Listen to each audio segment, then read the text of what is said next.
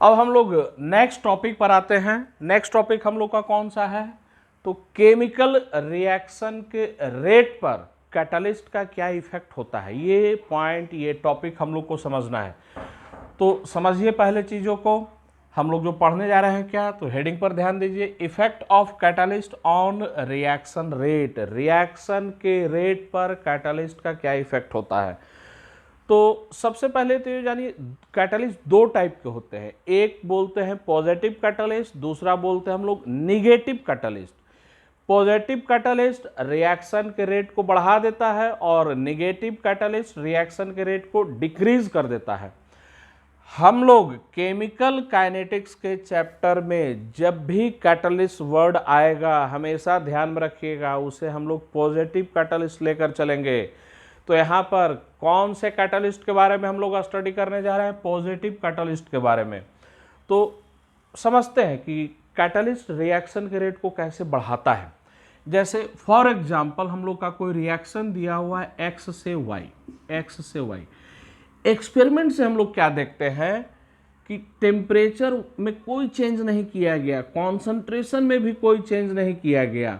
Temperature concentration same रखते हुए अगर इसी रिएक्शन को कैटलिस्ट के प्रेजेंस में किया जाए तो हम लोग एक्सपेरिमेंट से क्या देखते हैं कि कैटलिस्ट के प्रेजेंस में रिएक्शन का रेट क्या हो जाता है? इंक्रीज कर जाता है।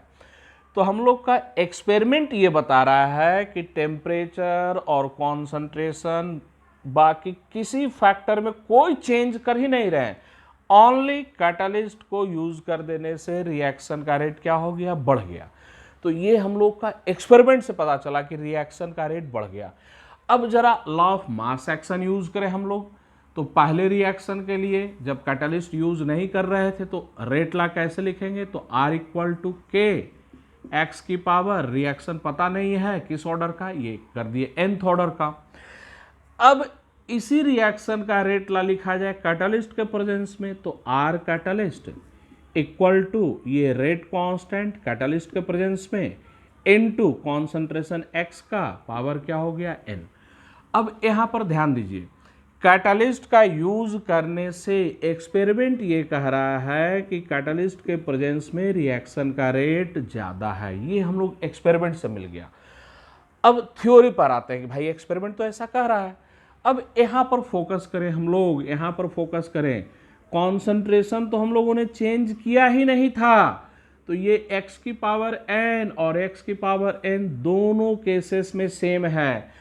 तो कॉन्सेंट्रेशन को हम लोगों ने चेंज किया ही नहीं, फिर भी रेट बढ़ गया। इसका मतलब रेट कांस्टेंट पर इफेक्ट आया है। तो R कैटलिस्ट R से बड़ा होगा, ऐसा तभी होगा जब कैटलिस्ट के प्रेजेंस में रेट कांस्टेंट ज़्यादा हो जाएगा। अब अर्हेनियस इक्वेशन को अप्लाई कीजिए। अर्हेनियस इक्वेशन को हम लोग अप्लाई करें तो हम लोग का अर्हेनियस इक्वेशन क्या है? तो Arrhenius equation k equal to A into E की power minus E A upon R T, यही हम लोग का अर्हेनियस इक्वेशन है। k equal to A divided by E की power E A upon R T. अब हम लोग इतना तो समझ गए हैं कि कैटलिस्ट के यूज करने से रिएक्शन का रेट इंक्रीज किया, ये एक्सपेरिमेंट से पता चला। रिएक्शन का रेट तभी इंक्रीज करेगा जब कैटलिस्ट के प्रेजेंस में रेट कांस्टेंट बढ़ जाएगा। तो हम लोगों ने टेम्परेचर में कोई चेंज नहीं किया है, कॉन्सेंट्रेशन में कोई चेंज नहीं किए, सिर्फ कैटलिस्ट का यूज़ किए। तो कैटलिस्ट का यूज़ करने से रेट कांस्टेंट बढ़ गया। अब इस अर्हेनियस इक्वेशन पर फोकस कीजिए। कॉन्सेंट्रेशन में कोई चेंज नहीं, टेम्परेचर में कोई चेंज नहीं, तो ये हम लोग का प्री एक्सपोनेंशियल फैक्टर ये कांस्टेंट रह जाएगा। अब आर टी टेम्परेचर कांस्टेंट, तो ये आर टी भी क्या रहेगा? हम लोग का कांस्टेंट रह जाएगा। अब ध्यान दीजिए, कैटलिस्ट के यूज करने से के इंक्रीज कर गया, तो जरा इस मैथमेटिकल एक्सप्रेशन पर ध्यान दीजिए। के तभी इंक्रीज करेगा जब ये एक्सपोनेंशियल पार्ट डिक्रीज करेगा, और आर टी तो कांस्टेंट है, तो ये एक्सपोनेंशियल पार्ट कब डिक्रीज करेगा? जब एक्टिवेशन एनर्जी डिक्रीज करेगा। तो यही कंक्लूजन हम लोग को याद रखना है। कैटालिस्ट रिएक्शन के रेट को कैसे बढ़ाता है? तो कैटालिस्ट एक्टिवेशन एनर्जी को डिक्रीज कर देता है। एक्टिवेशन एनर्जी को डिक्रीज करेंगे, रेट कांस्टेंट बढ़ जाता है, और रेट कांस्टेंट बढ़ने के कारण से रिएक्शन का रेट क्या होता है? बढ़ जाता है। अच्छा, ये पहला पॉइंट हुआ हम लोग का। कैटालिस्ट करता क्या है? तो रिएक्शन के रेट को बढ़ाता है। कैसे बढ़ाता है? तो वो एक्टिवेशन एनर्जी को डिक्रीज कर देता है। दूसरे पॉइंट को हम लोग समझें, एक प्रैक्टिकल रिएक्शन यहां पर लिखा जाए, बोले कि नाइट्रोजन और हाइड्रोजन के बीच में रिएक्शन होकर अमोनिया बन रहा है। अब इसी रिएक्शन को कैटालिस्ट के प्रेजेंस में करें, बोले कि नाइट्रोजन और हाइड्रोजन रिएक्ट कर रहे हैं कैटालिस्ट के प्रेजेंस में, तो क्या कैटालिस्ट यूज करने से कोई नया प्रोडक्ट बनेगा या वही का वही प्रोडक्ट बनेगा? तो कैटालिस्ट के यूज करने से प्रोडक्ट का नेचर थोड़ी ही चेंज होगा, वही का वही प्रोडक्ट बनेगा। बस कैटालिस्ट करता क्या है? तो रिएक्शन के रेट को फास्ट कर देता है। मतलब कैटालिस्ट के प्रेजेंस से रिएक्टेंट के नेचर और प्रोडक्ट के नेचर पर कहीं कोई फर्क नहीं पड़ता है। दूसरा पॉइंट, तो दोनों पॉइंट को हम लोग अब रिवाइज करें। कैटालिस्ट रिएक्शन के रेट को इंक्रीज करता है। कैसे इंक्रीज करता है? तो एक्टिवेशन एनर्जी को डिक्रीज करता है। कैटालिस्ट के यूज करने से रिएक्टेंट के नेचर और प्रोडक्ट के नेचर पर कोई फर्क नहीं पड़ता है। तो हम लोग अपने ग्राफ पर आए, एनर्जी वर्सेस रिएक्शन प्रोग्रेस का जो हम लोग का ग्राफ था, हम लोग उस ग्राफ को फिर से समझें।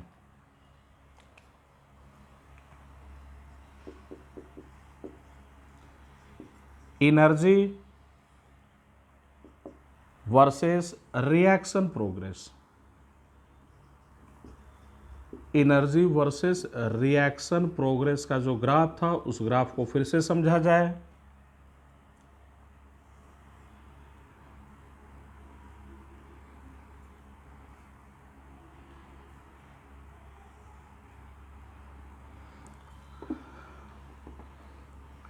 ये ग्राफ का स्टार्टिंग पॉइंट रिएक्टेंट को रिप्रेजेंट करता है, एंडिंग पॉइंट किसको रिप्रेजेंट करता है? प्रोडक्ट को।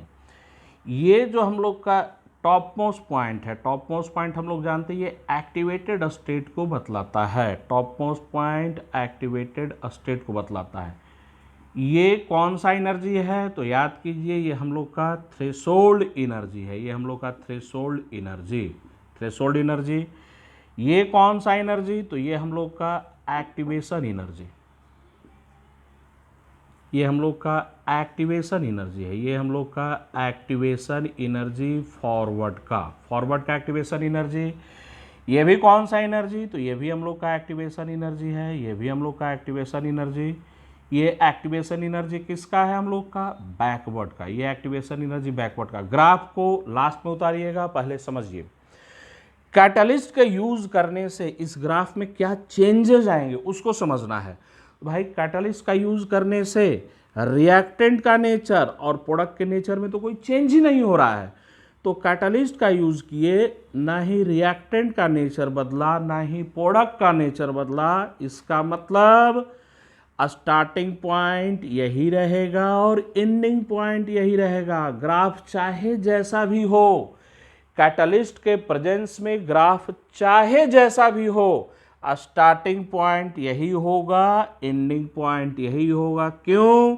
क्योंकि कैटालिस्ट के यूज करने से रिएक्टेंट के नेचर और प्रोडक्ट के नेचर पर कोई इफेक्ट नहीं हो रहा है। अभी हम लोग समझे थे कैटालिस्ट क्या करता है, एक्टिवेशन एनर्जी को डिक्रीज कर देता है। तो ये ध्यान दीजिए, ये एक्टिवेशन एनर्जी फॉरवर्ड का, ये एक्टिवेशन एनर्जी बैकवर्ड का। कैटालिस्ट एक्टिवेशन एनर्जी को डिक्रीज कर देता है। बोले कि एक्टिवेशन एनर्जी इतने से डिक्रीज हो गया, तो ये रिएक्टेंट यहाँ से एनर्जी को इंक्रीज कीजिए, एनर्जी बढ़ता गया बढ़ता गया बढ़ता गया, ये यहाँ तक आया और उसके बाद फिर ये वापस यहाँ पर। तो ध्यान दीजिए, ये जो ग्राफ दिया गया है ये अनकैटलाइज्ड रिएक्शन, अनकैटलाइज्ड रिएक्शन, और ये डॉटेड वाला जो हम लोग का कर्व है, डॉटेड वाला कर्व ये किसका है? हम लोग का कैटलाइज्ड रिएक्शन। डॉटेड वाला कर्व किसका? हम लोग का कैटलाइज्ड रिएक्शन। तो ग्राफ को गौर से देखिए, स्टार्टिंग वही रहा, एंडिंग वही रहा, बस कैटलिस्ट के प्रेजेंस में क्या हुआ, तो ये एक्टिवेशन एनर्जी इतने से डिक्रीज कर गया। अब हम लोग बोले ये पॉइंट यहाँ से लेकर यहाँ तक का, तो ये एक्टिवेशन एनर्जी फॉरवर्ड का कैटलिस्ट के प्रेजेंस में, तो ये एक्टिवेशन एनर्जी फॉरवर्ड का कैटलिस्ट के प्रेजेंस में। और यहाँ पर आ जाए हम लोग, यहाँ पर आ जाए, ये P को इधर लिख दिया जाए, ये एक्टिवेशन एनर्जी पर ध्यान दीजिए ग्राफ पर, ये एक्टिवेशन एनर्जी बैकवर्ड का कैटलिस्ट के प्रेजेंस में। तो ध्यान दें, जो डैश लगाया गया है वो कैटलिस्ट के प्रेजेंस में है, बिना डैश वाला कैटलिस्ट के एब्सेंस में है। ये हम लोग का इंथाल्पी किसका हो गया, रिएक्टेंट का, और ये इंथाल्पी किसका हो गया हम लोग का, प्रोडक्ट का, ये प्रोडक्ट का। ये हाइट क्या बतलाएगा, तो ये हाइट हम लोग का इंथाल्पी चेंज बतलाएगा। जरा ध्यान दें अब यहाँ पर, कैटलिस्ट के प्रेजेंस में इंथाल्पी चेंज और कैटलिस्ट के एब्सेंस में इंथाल्पी चेंज, वो क्या है हम लोग का, सेम है। मतलब कैटलिस्ट के यूज करने से इंथाल्पी चेंज पर कोई इफेक्ट नहीं होता है।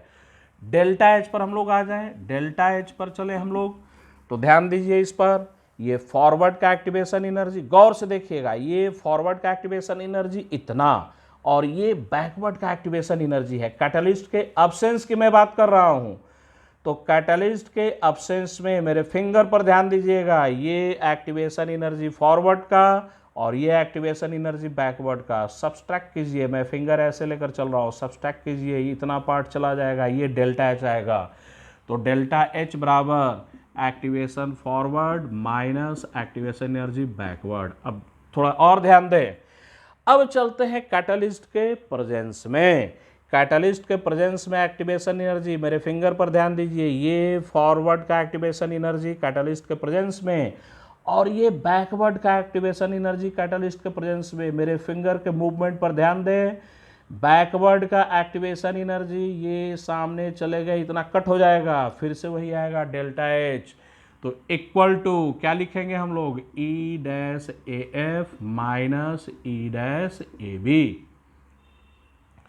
तो ये फॉर्मूला हम लोग को याद रखना है। तो ध्यान दें, हम लोग का कंक्लूजन, कैटलिस्ट का यूज करने से रिएक्शन का रेट बढ़ता है। कैसे बढ़ता है, तो कैटलिस्ट एक्टिवेशन एनर्जी को डिक्रीज कर देता है।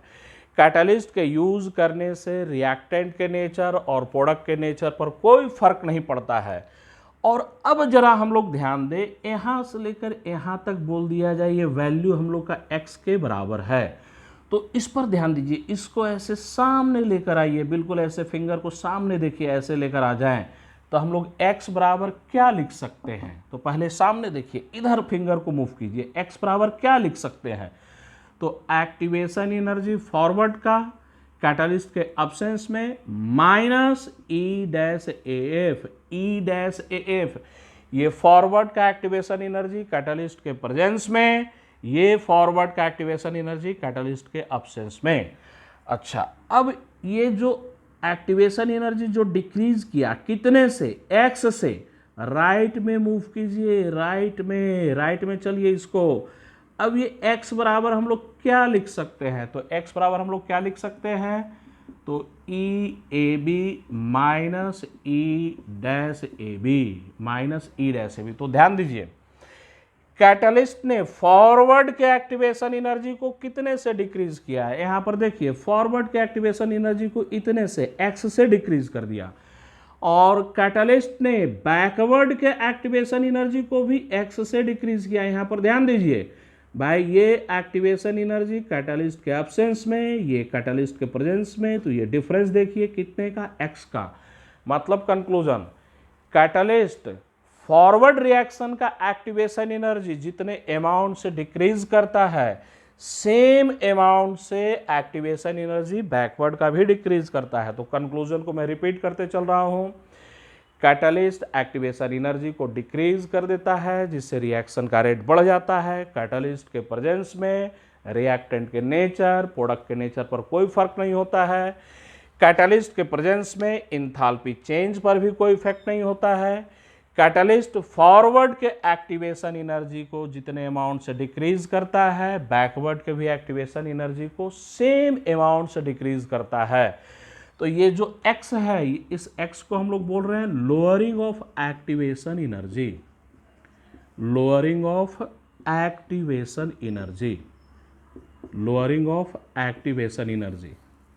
तो कैटलिस्ट फॉरवर्ड और बैकवर्ड दोनों के एक्टिवेशन एनर्जी को सेम अमाउंट से क्या करता है, डिक्रीज करता है। अब आप लोग पूरा उतार लीजिए।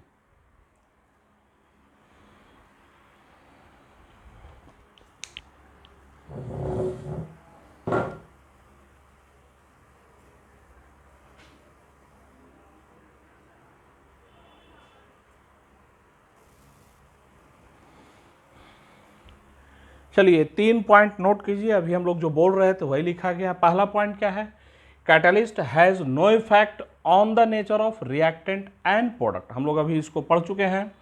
दूसरा पॉइंट क्या है, catalyst has no effect on enthalpy change, catalyst के प्रेजेंस में इंथाल्पी चेंज पर कोई इफेक्ट नहीं होता है। तीसरा पॉइंट क्या है हम लोग का, catalyst decreases the activation energy of forward reaction and backward reaction y equal amount. तो ये तीनों पॉइंट नोट कीजिए आप लोग।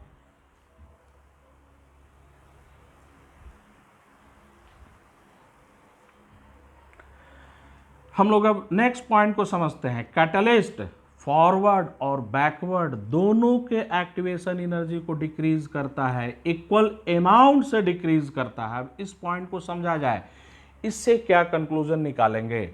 तो हम लोग का अर्हेनियस इक्वेशन यही है, k इक्वल टू ए ई की power E A upon R T. अब जरा ध्यान दें यहाँ पर, ठीक है ना भाई, एक्टिवेशन एनर्जी डिक्रीज करेगा तो ये एक्सपोनेंशियल वाला पार्ट डिक्रीज करेगा, रेट कांस्टेंट बढ़ जाएगा। तो कैटलिस्ट रेट कांस्टेंट को बढ़ा देगा।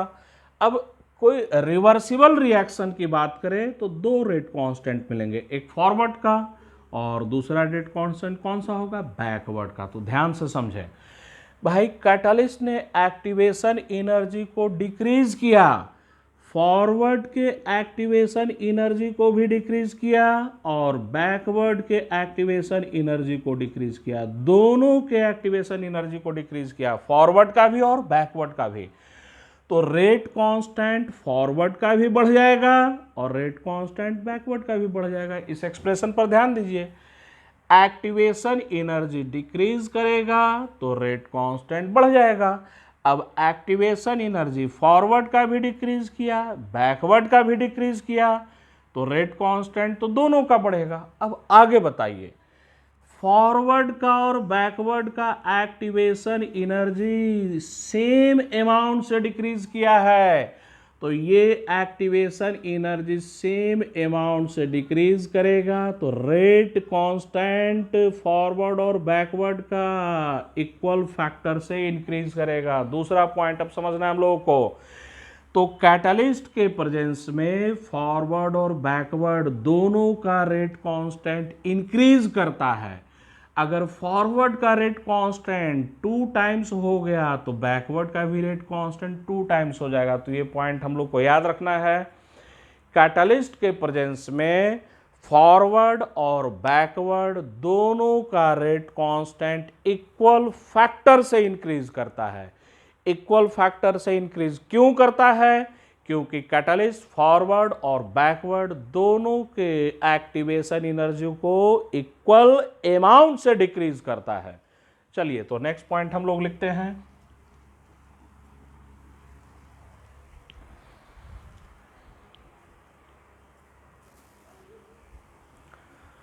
चलिए नया पॉइंट को उतारा जाए। अभी हम लोग जो पढ़े थे वही लिखा हुआ है। कैटलिस्ट फॉरवर्ड और बैकवर्ड दोनों के रेट कांस्टेंट को इक्वल फैक्टर से इंक्रीज करता है। इक्वल फैक्टर से क्यों इंक्रीज करता है? बिकॉज ये फॉरवर्ड और बैकवर्ड दोनों को एक्टिवेशन एनर्जी को इक्वल अमाउंट से डिक्रीज करता है। वही पॉइंट लिखा गया है, इसको उतारिए आप लोग।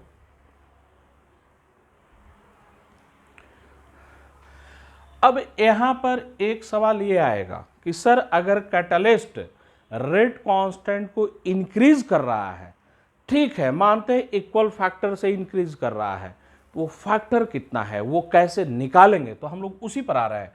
कैटलिस्ट रेट कांस्टेंट को, चाहे फॉरवर्ड का हो या बैकवर्ड का हो, उसको कितने फैक्टर से इंक्रीज करेगा वो कैसे निकालेंगे, उसी एक्सप्रेशन पर हम लोग आगे आ रहे हैं। तो ये के, ये रेट कांस्टेंट हम लोग का है, rate constant in the absence of catalyst, in the absence of catalyst, K catalyst ये रेट कांस्टेंट है, in the presence of catalyst, in the presence of catalyst, catalyst के प्रेजेंस में रेट कांस्टेंट।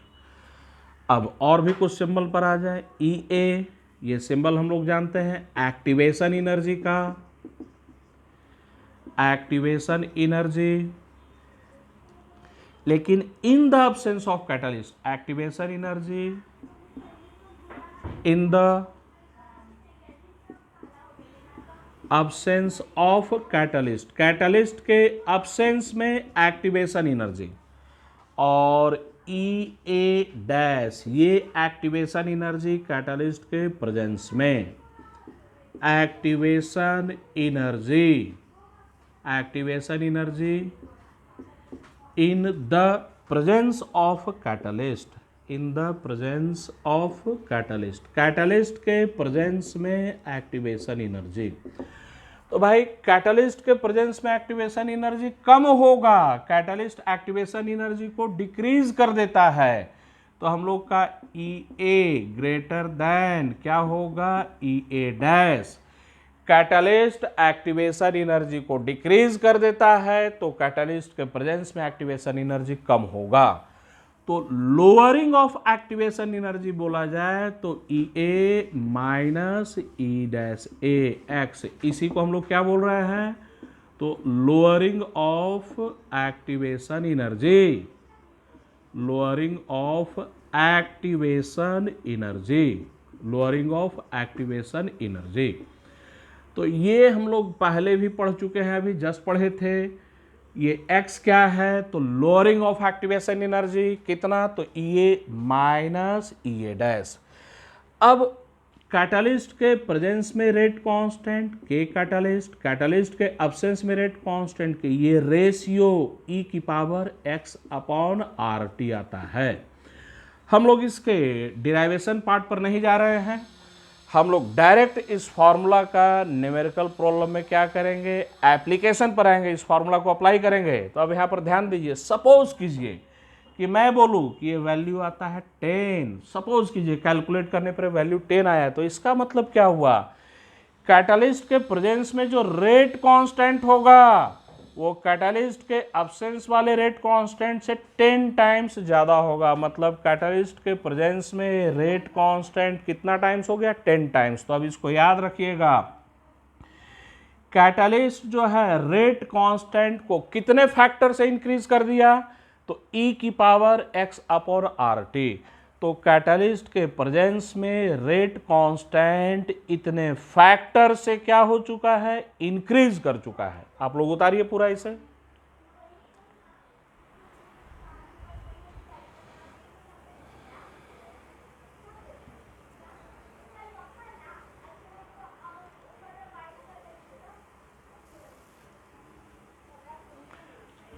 हम लोग नेक्स्ट पॉइंट को समझें। ये बताइए रेट कांस्टेंट का रेशियो कुछ याद है, जब हम लोग टेम्परेचर कोएफिशिएंट पढ़ रहे थे, रेट कांस्टेंट का रेशियो किसके बराबर होता है, तो रेट के रेशियो के ही बराबर होता है। तो यहाँ पर कैटलिस्ट के प्रेजेंस में रेट आर कैटलिस्ट और कैटलिस्ट के एब्सेंस में रेट ये आर। तो अब ये जरा ध्यान दीजिए, ये रेट है कैटलिस्ट के प्रेजेंस में, ये रेट है कैटलिस्ट के एब्सेंस में। अगर हम लॉ ऑफ मास सेक्शन को अप्लाई करें तो कैसे लिखेंगे, तो आर कैटलिस्ट ये हो जाएगा के कैटलिस्ट इनटू ए की पावर एन, nth ऑर्डर का रिएक्शन मान लिए। फिर ये आर कैसे लिखेंगे, तो के इंटू ए की पावर एन, ठीक है ना भाई। हम लोग तो कॉन्सेंट्रेशन चेंज कर ही नहीं रहे हैं, तो ये टर्म क्या हो जाएगा, कैंसल आउट। तो हमेशा ध्यान में रखिए, ये रेट कांस्टेंट का रेशियो रेट के रेशियो के बराबर है। और अभी हम लोग का एक्सप्रेशन ये कितना आया है, तो e की power x upon R T. तो एक नया फॉर्मूला दोनों को कंबाइन कर दे रहे हैं। इस फॉर्मूला पर अब ध्यान दिया जाए। कैटलिस्ट के प्रेजेंस में रिएक्शन का रेट कितने फैक्टर से इंक्रीज कर गया, तो e की power x upon R T.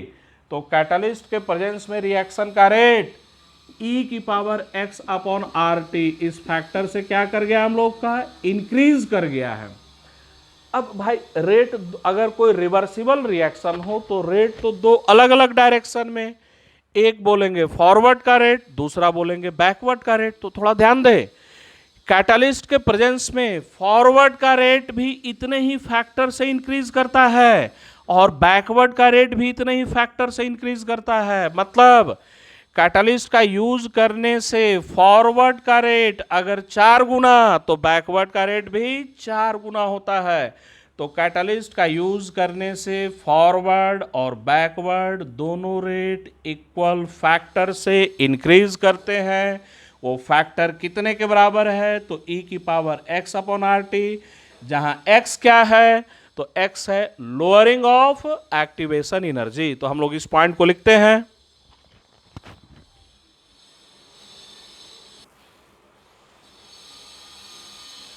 चलो हम लोग नेक्स्ट पॉइंट को समझे। तो ये पॉइंट हम लोग का समझा हुआ है, बस यहाँ पर हम लोग स्टेटमेंट लिखे हैं।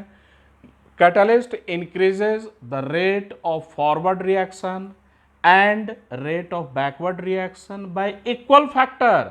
और वो फैक्टर कितना है, तो e की power x upon R T. दूसरा पॉइंट ये हम लोग का केमिकल इक्विलिब्रियम का है, लेकिन फिर भी उस केमिकल इक्विलिब्रियम के पॉइंट को यहाँ पर लिख दिया गया है। Catalyst has no effect on the value of equilibrium constant. तो कैटलिस्ट के यूज करने से इक्विलिब्रियम कांस्टेंट के वैल्यू पर कोई इफेक्ट नहीं होता है। उसको हम लोग समझ सकते हैं कि कैटलिस्ट के यूज करने से इक्विलिब्रियम कांस्टेंट के वैल्यू पर कोई इफेक्ट कैसे नहीं होगा। अब हम लोग इस चीज को समझ सकते हैं। तो ये बताइए इक्विलिब्रियम कांस्टेंट क्या होता है। तो ये इक्विलिब्रियम कांस्टेंट फॉरवर्ड का रेट कांस्टेंट और बैकवर्ड का रेट कांस्टेंट का रेशियो। तो किसी भी केमिकल रिएक्शन का इक्विलिब्रियम कांस्टेंट कितने के बराबर, तो फॉरवर्ड का रेट कांस्टेंट और बैकवर्ड का रेट कांस्टेंट का रेशियो। अब ये बताइए अगर कैटलिस्ट के यूज करने से फॉरवर्ड का रेट कांस्टेंट 10 टाइम्स होगा तो बैकवर्ड का भी तो रेट कांस्टेंट 10 टाइम्स ही होगा। तो जब फॉरवर्ड और बैकवर्ड दोनों इक्वल फैक्टर से इंक्रीज करेंगे तो इस रेशियो पर कहीं कोई इफेक्ट होने वाला नहीं है। अगर फॉरवर्ड 10 टाइम्स बैकवर्ड 10 टाइम्स तो 10 10 क्या हो जाएगा, हम लोग का कैंसल आउट। तो कैटलिस्ट के यूज करने से फॉरवर्ड का रेट कांस्टेंट जितने फैक्टर से बढ़ा उतने ही फैक्टर से बैकवर्ड का भी रेट कांस्टेंट इंक्रीज कर गया। तो रेशियो क्या रह जाएगा, कांस्टेंट। तो इसका मतलब इक्विलिब्रियम कांस्टेंट पर कोई इफेक्ट नहीं होगा। तो ये लास्ट पॉइंट था, catalyst has no effect on the value of equilibrium constant. क्यों, तो उसके पीछे का रीजन क्या है, तो कैटलिस्ट फॉरवर्ड और बैकवर्ड दोनों रेट कांस्टेंट को इक्वल फैक्टर से इंक्रीज करता है और जब इक्वल फैक्टर से इंक्रीज करेगा तो इस रेशियो पर कोई इफेक्ट नहीं होगा। चलिए अब हम लोग आते हैं नेक्स्ट पॉइंट पर। इसको आप लोग उतार लीजिए।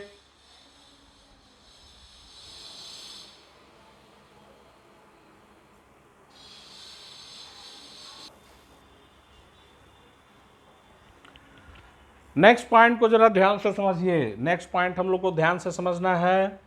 ये कैटलिस्ट का लास्ट पॉइंट हम लोग पढ़ रहे हैं, बिल्कुल लास्ट में एंडिंग पर आ गए हैं। एक रिएक्शन है ए से बी, ये रिएक्शन T1 टेम्परेचर पर किया जा रहा, एक्टिवेशन एनर्जी है EA। अब ये बताइए अगर उसी रिएक्शन को सेम टेम्परेचर पर करेंगे, अगर सेम टेम्परेचर पर करेंगे तो याद कीजिए कैटलिस्ट के प्रेजेंस में रेट क्या हो जाएगा, इंक्रीज हो जाएगा। तो same concentration same temperature temperature को कांस्टेंट रखते हुए, कॉन्सेंट्रेशन को कांस्टेंट रखते हुए अगर कैटलिस्ट यूज करेंगे तो रिएक्शन का रेट बढ़ जाएगा। तो हम लोग सेकेंड रिएक्शन की बात करें, यहाँ पर जो रेट है वो आर कैटलिस्ट और यहाँ का रेट आर के बराबर। तो ये बताइए दोनों रिएक्शन में सेम रिएक्शन हम लोग कर रहे हैं, सेम टेम्परेचर पर कर रहे हैं, सेम कॉन्सेंट्रेशन पर कर रहे हैं, इसमें कैटलिस्ट यूज किया गया है, तो कैटलिस्ट के प्रेजेंस में रिएक्शन का रेट क्या होगा, ज़्यादा होगा। लेकिन हम लोग क्या चाहते हैं, हम लोग चाहते हैं कि कैटलिस्ट के प्रेजेंस में और अब्सेंस में दोनों रेट बराबर चाहते हैं, R catalyst equal to R. हम लोग चाहते क्या है, तो हम लोग का पर्पस क्या है, दोनों रिएक्शन का रेट बराबर रहे। यहाँ रिएक्शन का रेट कैटलिस्ट के एब्सेंस में, ये रिएक्शन का रेट कैटलिस्ट के प्रेजेंस में। तो हमें क्या करना पड़ेगा, तो टेम्परेचर या कॉन्सेंट्रेशन में चेंज करना पड़ेगा। तो हम लोग क्या करने जा रहे हैं, हम लोग कॉन्सेंट्रेशन सेम रख रहे हैं, टेम्परेचर को बदल दे रहे हैं। बोले कि कैटलिस्ट के प्रेजेंस में रिएक्शन T2 टेम्परेचर पर और कैटलिस्ट के प्रेजेंस में एक्टिवेशन एनर्जी EA'। तो ध्यान दीजिए हम लोगों ने टेम्परेचर को बदल दिया, अब ये बोल रहे हैं कि रिएक्शन का रेट कैटलिस्ट के एब्सेंस में और कैटलिस्ट के प्रेजेंस में सेम है। अब रेट ला हम लोग लिखें तो R इक्वल टू कैसे लिखेंगे, R इक्वल टू क्या होगा, K कॉन्सेंट्रेशन ऑफ A की पावर क्या N, रिएक्शन nth ऑर्डर का मान लिए। यहाँ पर हम लोग रेट ला लिखें तो R कैटलिस्ट इक्वल टू क्या लिखेंगे, K catalyst into concentration of A की पावर N, ठीक है ना। दोनों रेट बराबर है, दोनों रेट बराबर, तो दोनों को इक्वल कीजिए, K catalyst equal into A की power N equal to K into A की पावर N। अब ध्यान दें कॉन्सेंट्रेशन तो हम लोग सेम रखे थे, तो ये क्या हो जाएगा, कैंसल आउट हो जाएगा, ठीक है ना। तो कैटलिस्ट के प्रेजेंस में रेट बराबर तभी होगा जब रेट कांस्टेंट बराबर हो जाएगा। अब हम लोग आ जाए अर्हेनियस इक्वेशन पर, तो अर्हेनियस इक्वेशन पर आइए, K कैटलिस्ट, यहाँ पर ध्यान दीजिए टेम्परेचर T2, एक्टिवेशन एनर्जी है EA', तो K बराबर क्या हो जाएगा, A इंटू E की power minus EA' upon R T2 temperature था, और K बराबर कितना आएगा, तो A इंटू E की power minus EA upon RT1। यहाँ पर ध्यान दें K यहाँ है हम लोग का, यहाँ का rate constant K, temperature T1, activation energy EA। अब ये फ्रीक्वेंसी फैक्टर हम लोग का क्या हो गया, कैंसल आउट। हम लोग याद करें फ्रीक्वेंसी फैक्टर हम लोग क्या एज्यूम किए थे, टेम्परेचर से इंडिपेंडेंट, और कैटलिस्ट का फ्रीक्वेंसी फैक्टर पर कोई फैक्ट नहीं होता है। तो हम लोग का फाइनल एक्सप्रेशन क्या आ रहा है, तो माइनस EA' अपॉन E की power minus EA' upon RT2 equal to E की power minus EA upon RT1। पहले आप लोग इतना पूरा उतार लीजिए,